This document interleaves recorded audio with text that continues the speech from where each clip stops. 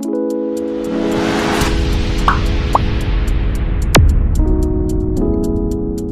الرحمن الرحیم دا ذهن افیشل یوټیوب چینل ګرانو خوږو کتونکو په دې هیله چې تاسو ټول روغ جوړ خوشاله یاستئ.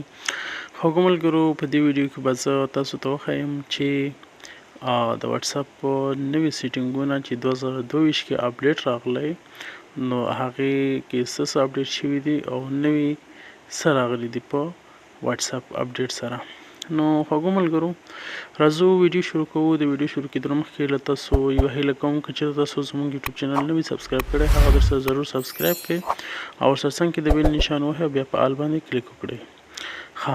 خوږو ملګرو په واتس اپ کې نوی اپډیټ یو څو ورځې مخکې راغی او هغې سره واتس اپ کې نوي خوندور سیټینګونه اضافه شوي دي.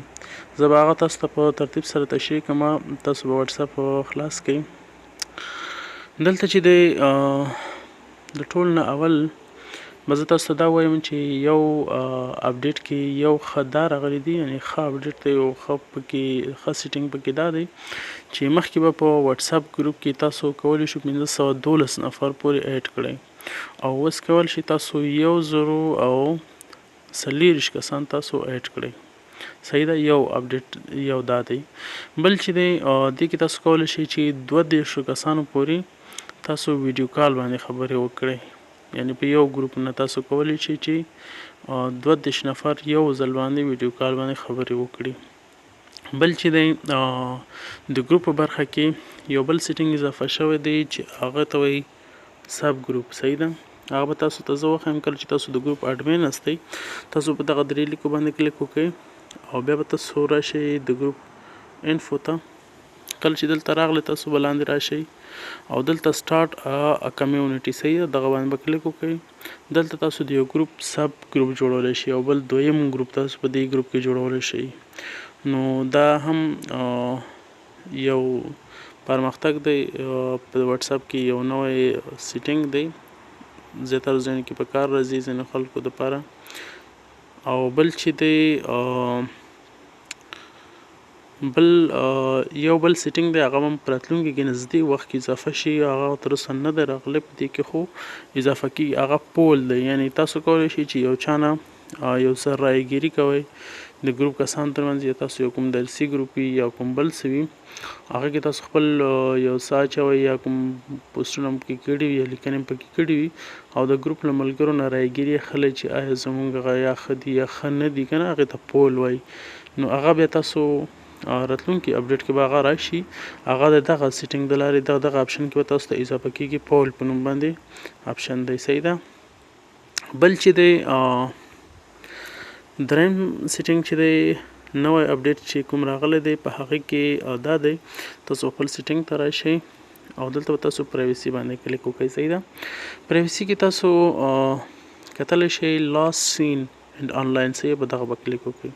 یعنې دلته یو نوی اپشن اضافه شوی چې هغه دا دی چې who can see when I am online، یعنې کله زه چې آنلاین یم څوک ما کتلی شي، یعنې هر یو کس ما کتلی شي، که دا هر یو کس ته مقصد یو څه وروسته وښودل شي. نو دا ډیر ښه اپشن دی. دلته بیا تاسو ته یو یادونه هم کړې که چې تاسو نو باډي انتخاب کړئ بیا تاسو دا لاست سین چې دا تاسو بل چې هغه هم نشئ کتلی. نو دا چې دی دا هم یو ښه اپشن دی، ځینې خلکو دپاره په کار راځي او تاسو بیا کولی شئ استفاده ترې وکړئ. صحیح ده. بل چې دی دغه اپشن چې دا خو پخوانی دی خو دا به زه تاسو ته تشریح کوم، هم د پرایوسي کې دی.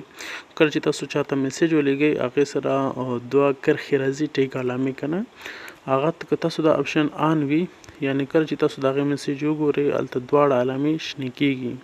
خو که چېرته تاسو دا اپشن آف کړئ نو بیا به تاسو چې د چا میسیج وګورئ نو هغه ته پته نه لګېږي چې آیا زما میسیج وکتو که نه دی کتلی. نو دا د هغه دپاره په کارېږي. صحیح ده. بیک به شو. بل چې دی په چیټ اپشن کې دی دلته به تاسو ته یو نوی اپشن اضافه شوی دی چې انټر از سینټ، یعنې کله چې تاسو دغه اپشن آن وي نو تاسو چې کومه لیکنه کوئ دغه انټر بټن چې کله وهئ په کیبورډ کې کنه هغلته به تاسو ډایرکټ میسج سینډ کیږي. صحیح زه یو لیکنه کوم زه تاسو ته وښیم فرض مثال دا ګروپ دی زه دې کې لیکنه کوم ګورئ دلته چې انټر وهم لاندې بل لاین اضافه کیږي خو کله چې تاسو هغه اپشن اضافه کړئ نو تاسو سره به ډایرکټ میسج سینډ کیږي. صحیح ده زه به راشم چیټ اپشن ته دلته به دغه اپشن آن کوم. صحیح ده زه به تاسو ته اوس وښیم چې موږ کومه لیکنه کوو دلته ګورئ سینډ کیږي. صحیح ده ډایرکټ سینډ کیږي نو دغه هم یو نوی سیټینګ دی. بل چې دی بل اپشن یو ښه دغه په دې کې دا دی په نوي اپډیټ کې چې تاسو کولی شئ تر 2 GB پورې یو فایل په واتس اپ کې واستوئ. صحیح ده یعنی غټ سایز 2 GB مخکې به چې نه استول کېده بل به چې کومه ویډیو وه نو هغه به هم ډیره کمه استول کېدله اوس تاسو کولی شئ تر 2 GB پورې واستوئ. صحیح شو. او بل چې دی